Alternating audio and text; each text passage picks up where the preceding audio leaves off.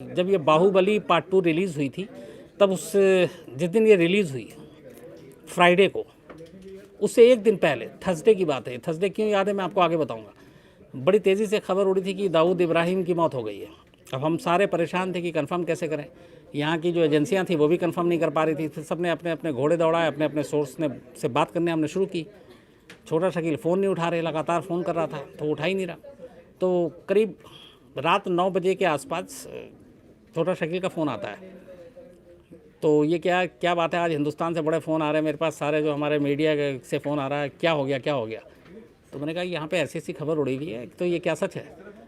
तो बोला देखो इस वक्त मैं जो है मैं इस वक्त बाहुबली पार्ट 2 देख रहा हूँ। तो मैंने कहा बाहुबली पार्ट 2, मैंने कहा वो तो कल रिलीज़ होगी। तो बोला वो हिंदुस्तान में कल रिलीज़ होगी, हमारे पास तो आज रिलीज़ हो चुकी है। तो मैंने कहा कहाँ देख रहे, कौन से सिनेमा हॉल में। तो मुझे लगा कि इस चक्कर में शायद शहर वहर का नाम बता दे भाई, लेकिन उसने कहा कि मैं अपने घर में अपने होम थिएटर में देख रहा हूँ। तो मैंने कहा आप घर में कैसे देख रहे हो, तो फिल्म रिलीज़ ही नहीं हुई, ये भी कल होनी है।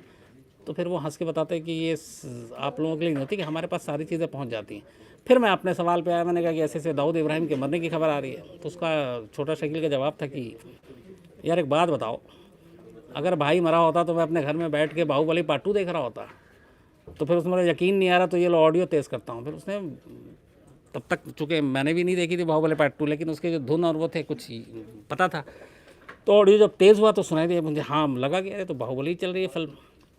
तो फिर उसके यही लाइन थी कि अगर वो मरा होता तो मैं यहाँ पे बैठ के फिल्म नहीं देख रहा होता। तो इस तरह की चीज़ें, ऐसी कई बार बातें होती है, तो हम लोग फिर बात करते हैं और पूछते हैं, कंफर्म करते हैं और कोशिश करते हैं कि जो भी वो बता सके आप तक पहुँचा सकें।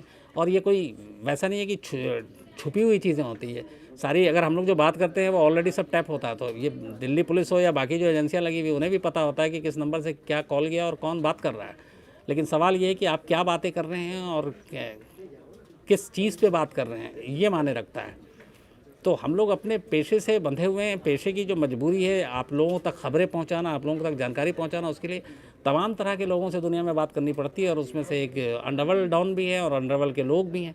तो ये बात करना, लेकिन ख़बरों के लिए बात करना, मुझे लगता है कि उसमें गलत नहीं है। हाँ, अगर आप ये छुपाते हैं एजेंसियों या पुलिस से कि आपने बात की और उसका लोकेशन पता है या उसके बारे में बहुत इंपॉर्टेंट जानकारी आपके पास वो नहीं दे रहे हैं, तो फिर वो एविडेंस एक्ट में आता है और वो किसी भी उसके ख़िलाफ़ है, मतलब कानून के। तो वो नहीं करना चाहिए। बट छुपाने की नौबत हम लोग को इसलिए नहीं आती कि जो हम बात करते हैं हमें पता है कि मैं तो सुन ही रहा हूँ, साथ में बाकी भी कई सारी एजेंसियों के जो कान हैं वो भी सुन रहे हैं। तो इसलिए फिर इसमें कोई मुश्किल या दिक्कत नहीं आती है। हाँ, तो sir do you threatening sometimes, एक सवाल पूछ रहे हैं हमारे। हाँ, एक बात तो यही है, बाद में तो थोड़े छोटा शकील ठीक ठाक हो गए थे, लेकिन एक बार बुरी तरह से डरा दिया था, कई दिन तक डरा हुआ था। एक बार एक ऑडियो आया था बहुत पहले, तो हम लोगों ने शो बनाया था, तब वीडियोकॉन टावर में दफ्तर हुआ करता था और वो करीब 2 घंटे का शो था। मैं और मेरे साथी दीपक शर्मा, हम दोनों शो कर रहे थे, एंकरिंग कर रहे थे दोनों, और सारा पैकेज चला था।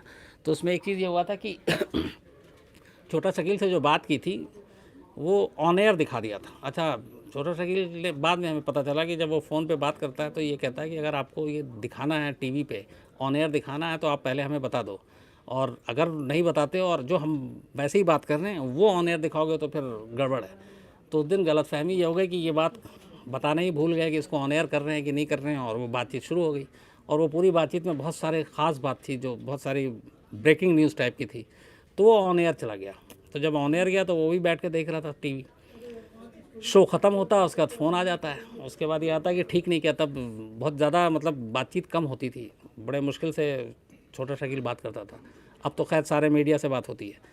तो फिर वो धमकी आ गई कि ये तुमने ठीक नहीं किया, ये ब्रीच ऑफ ट्रस्ट है, जो हमने बात की थी उसको तुमने टीवी पे दिखा दिया, तो अब संभल के घर जाना, और दिल्ली में भी हमारे सारे शूटर रहते हैं। तो बस इतना लाइन ही काफ़ी था अपना होश जो है वो गुम करने के लिए। उसके बाद फिर 2-3 दिन के बाद बीच में एक और पड़ा, फिर बोला कि ऐसा ऐसा नहीं है छोटा शकील भाई, ऐसे मत डराया करो, धमकाया करो। वो अनजाने में हो गया, हमें लगा कि आपसे बात हो गई थी कि इसको ऑन एयर करना है, वरना जानबूझ के नहीं किया। तो इस तरीके से बातचीत ख़त्म हुई, वरना ये तो है कि पहुंच तो कहीं भी हम सभी जानते हैं।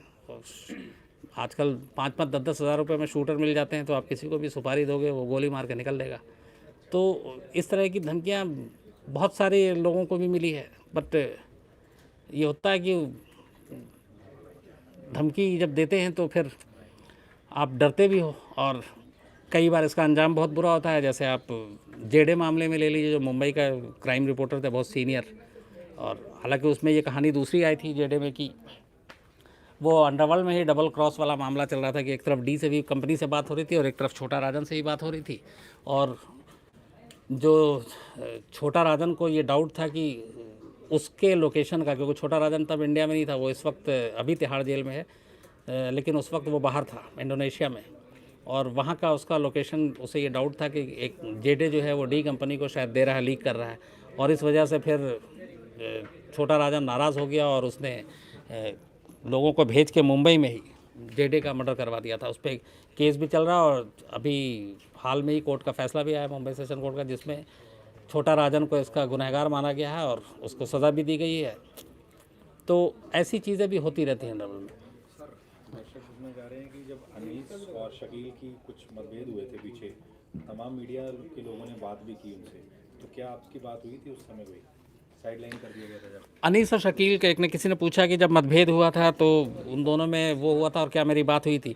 बिल्कुल हुई थी। मैं दो चीज़ों पे, मतलब लास्ट मेरी जो बात हुई थी, एक तो नहीं, आखिरी जो बात हुई थी वो ये होती कि कुछ छोटा शकील के मरने की खबर आ गई थी कि छोटा शकील, अच्छा उसमें हुआ भी कि ये करीब 3 महीने पुरानी बात है, छोटा शकील के मरने की खबर आई बड़ी तेज़ी से, और इसको थोड़ी हवा मिली क्योंकि छोटा शकील के जो 2-3 नंबर थे वो सारे नंबर स्विच ऑफ आने लगे, और आप कॉल करो तो जवाब नहीं, जबकि ऐसा होता नहीं। छोटा शकील जनरली आपको व्हाट्सअप या SMS कर देते हैं या फिर कॉल बैक करता है वो, लेकिन जब ऐसा हुआ नहीं तो लगा कि हाँ शायद कुछ ऐसा हो गया है कि वो मारा गया।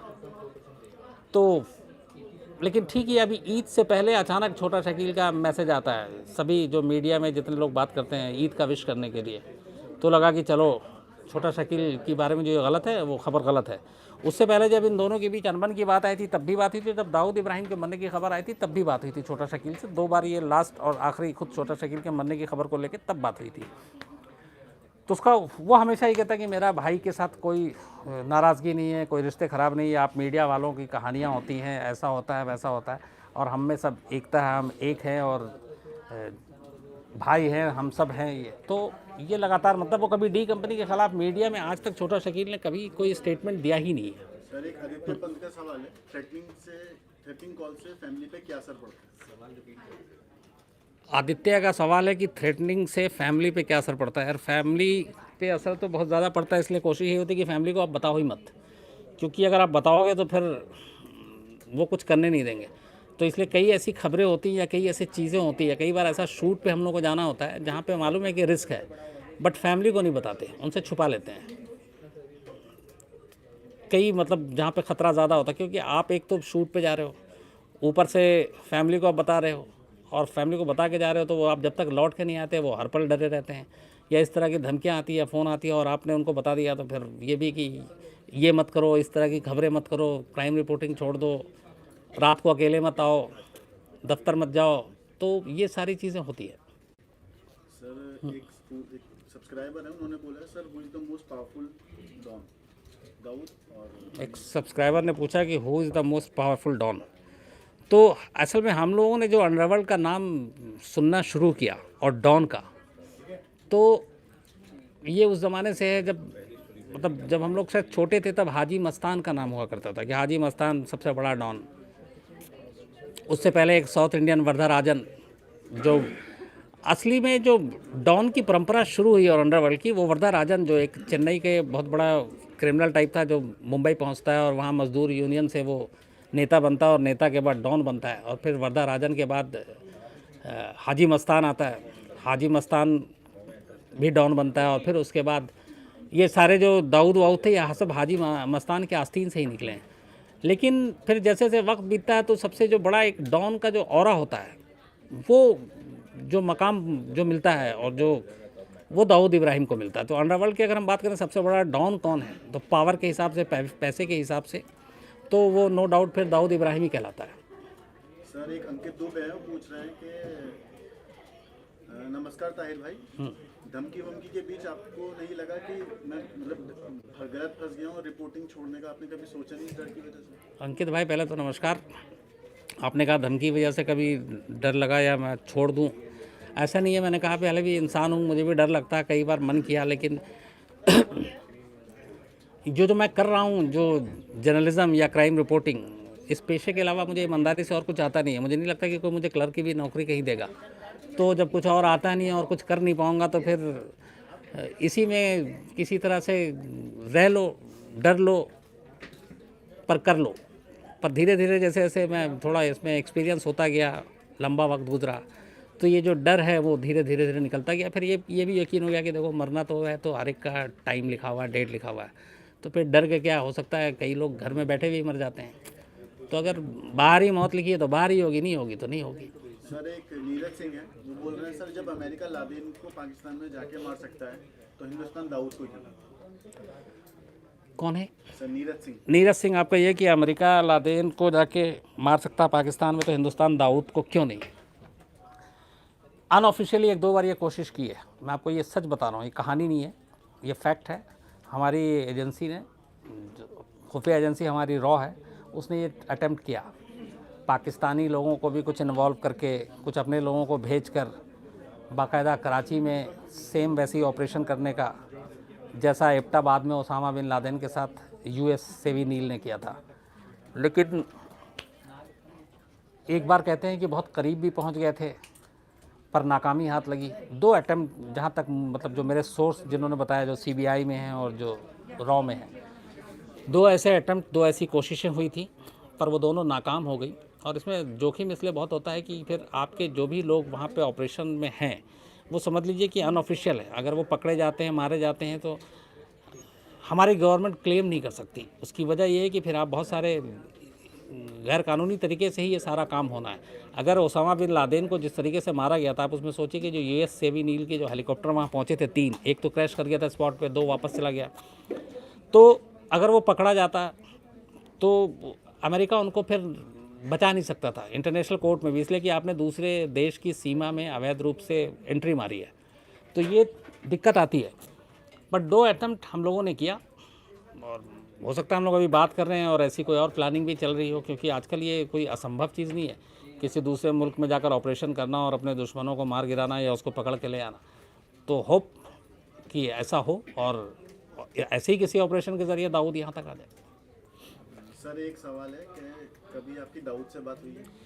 नहीं, बस मेरी एक क्राइम रिपोर्टर के नाते एक सबसे बड़ी तमन्ना यही कि मैं एक बार दाऊद से बात करूं या दाऊद का इंटरव्यू करूं। लेकिन आज 18 साल तो हो गए। उसके दाएं बाएं के सारे लोगों से बात हो गई और सारे लोगों ने वादा भी किया 50 बार। जैसे छोटा शकील ही है, अभी तो पता नहीं फ़ोन नहीं उठा रहे। हो सकता है वो क्राइम के इंडिया के सारे चैनल के शो देखते हैं, और हो सकता है अब तो क्राइम तक भी देख रहा हूँ। तो अगर देख रहा हो तो फिर ये भी कह सकता हूँ कि कई बार वादे किए हैं उन्होंने कि इंटरव्यू कराएंगे, लेकिन हुआ नहीं। लेकिन मैं होपफुल हूँ कि एक दिन ज़रूर करूँगा। सर अबू सलीम की लड़ाई क्यों हो गई थी दाऊद से? अबू सलेम की लड़ाई इसलिए तो पैसे को लेकर, और उस लड़ाई की वजह डायरेक्ट दाऊद इब्राहिम नहीं था, बल्कि अबू सलेम और छोटा शकील था। अबू सलेम एक तरह से जब डी कंपनी में आया तो बहुत बड़ा नाम नहीं हुआ करता था। वो जो जैसे छोटे मोटे गुंडे टाइप नहीं होते हैं, तो वैसे ही था वो। और ख़ास बात ये थी कि वो आज़मगढ़ के उस इलाके से था जहाँ दाऊद के कुछ रिश्तेदार भी थे। तो मुंबई आया, फिर किसी ने कहा लड़का तेज़ है, काम पे रख लो, तो दाऊद के गैंग ने काम पे रख लिया। लेकिन उसी पैरेलल उसके लगभग उस वक्त छोटा शकील की भी इमेज थी। तो अब इन दोनों में ये था कि भाई के नज़दीक कौन जाएगा, वहाँ से झगड़ा शुरू हुआ। फिर ये भी कहते हैं कि छोटा शकील ने बहुत कान भरे अबू सलेम को लेकर दाऊद के, फिर दाऊद भी उससे दूर हो गया। तो ये हमेशा माना जाता है कि डी कंपनी से बाहर निकालने में अबू सलेम को छोटा शकील का हाथ है। सर एक सवाल है कि जब दाऊद इंडिया में था तो उसको उस टाइम पे क्यों नहीं पकड़ा गया? एक सवाल है कि दाऊद जब इंडिया में था तो उस वक्त क्यों नहीं पकड़ा गया। 93 तक दाऊद यहाँ था। जहाँ तक मुझे याद है, दाऊद इब्राहिम फरवरी या मार्च 1993 में इंडिया से दुबई गया था, और मार्च में 93 मुंबई सीरियल ब्लास्ट हुआ था। जब तक दाऊद इंडिया में था, दाऊद के ऊपर एक भी टेररिस्ट से जुड़ा हुआ कोई मुकदमा नहीं था। और अगर उस वक्त स्मगलिंग छोड़ दें, जो डी कंपनी असल में जब शुरुआत हुई थी तो उसने हाजी मस्तान के काम को आगे बढ़ाते हुए शुरुआत की थी। गोल्ड स्मगलिंग, उस वक्त सोना वोना की तस्करी बहुत होती थी, आपने फिल्मों में देखा होगा। या इलेक्ट्रॉनिक्स आइटम जो होते थे उसकी तस्करी बहुत होती थी, वो बाहर से आया लाते थे। तो दाऊद के बारे में यहाँ पे दाऊद अरेस्ट भी हुआ मुंबई में छोटे मोटे क्राइम में, मर्डर, अटेम्प्ट टू मर्डर, ये सारे केसेस थे, लेकिन पुख्ता सबूत नहीं था। तो दाऊद आराम से मुंबई में रह रहा था और अपना धंधा चला रहा था और पूरा जो उसका तस्करी का रैकेट था वो करता था। लेकिन जैसे ड्रग्स या ह्यूमन ट्रैफिकिंग, ये सब चीज़ें नहीं थी। तब दाऊद इब्राहिम ने जो हाजी मस्तान की परंपरा थी या वरदराजन की, कि गोल्ड स्मगलिंग करना, इलेक्ट्रॉनिक चीज़ें, टीवी, वीसीआर, ये उस ज़माने वो ये धंधा हुआ करता था, जिसकी यहाँ पे एक्साइज बहुत ड्यूटी लगती थी और वो लोग स्मगल करके यहाँ मंगाते थे, उनकी सारी सेटिंग हुआ करती थी कस्टम में। तो इवन दाऊद के जितने मुंबई के बड़े बड़े स्टार, उनके साथ उठना बैठना था, घूमता था, शारजा में ओपनली मैच देखता था। और तब उसको गिरफ्तार करने की ऐसी कोई बहुत बड़ा केस भी नहीं था कि जो एजेंसियाँ हैं, मुंबई पुलिस को ज़रूरत पड़ती। दाऊद तो वांटेड तब हुआ जब 93 ब्लास्ट हुआ, और उससे वो पहले निकल गया यहाँ से दुबई, फिर वो दुबई से पाकिस्तान गया। तो जब वो चला गया उसके बाद ये 93 ब्लास्ट होता है और उसके बाद उसका नाम आता है, तब वो वांटेड होता है। अगर वो 93 ब्लास्ट के बाद भी इंडिया में होता और ना पकड़ा जाता तब सवाल गंभीर था, लेकिन ऐसा था नहीं। जब तक दाऊद इंडिया में रहा उसके खिलाफ टेररिज्म का कोई मामला नहीं था। उसके जाने के बाद ही 93 हुआ और उसके बाद उसका नाम शामिल हुआ। सर दाऊद के ऊपर 93